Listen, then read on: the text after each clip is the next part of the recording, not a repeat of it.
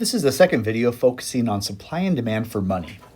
So in the previous video, we talked about what happens when there's a shift in the supply. In this example, we're going to talk about what happens when there's a shift in the demand. So here's our setup. We're on the y-axis on the left side. We have the value of money, which is 1 over P.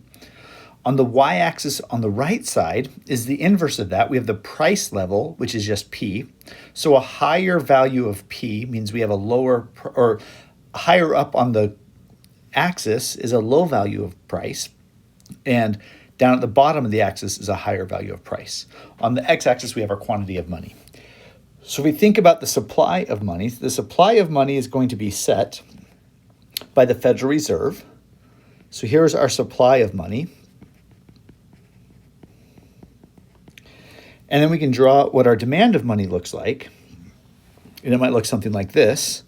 Here's our demand for money. And an example we want to look at is I had the chance to travel to Argentina, and with it, I brought my credit card. I expected to be able to make all my purchases using credit cards, just as I have in the United States, just as I have in other foreign countries. But Argentina was very unique in that most transactions, almost all of them, were done using cash. So in the United States, if we were to go to a system, or if a country were to go to a system that would rely less on credit cards and more on cash, that would have the impact of increasing the demand for money. So in a scenario like that, where there is now more demand for money, so here's our increase demand, we'll call it D2. Now where the equilibrium price level was here, this is where P star started, this increase demand is going to leave us to this new P2, which means that the value of money increased.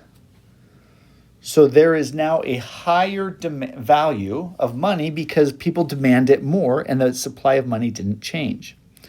Now over on this other graph, what that means is if this was the original price level, and now we're at this level, the price level is actually decreasing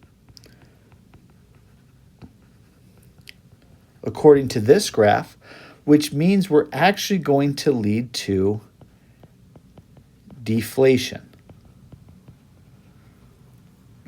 So the value of money is increasing, the price level is decreasing, which leads us to deflation. But the quantity supplied of money is not changing. And so policies that increase the demand for money, or natural experiments that happen that increase the demand for money, this is what we would expect to happen, is that while the quantity of supply of money doesn't change, there would be an increase in the value of money, a decrease in the price level, which would cause deflation.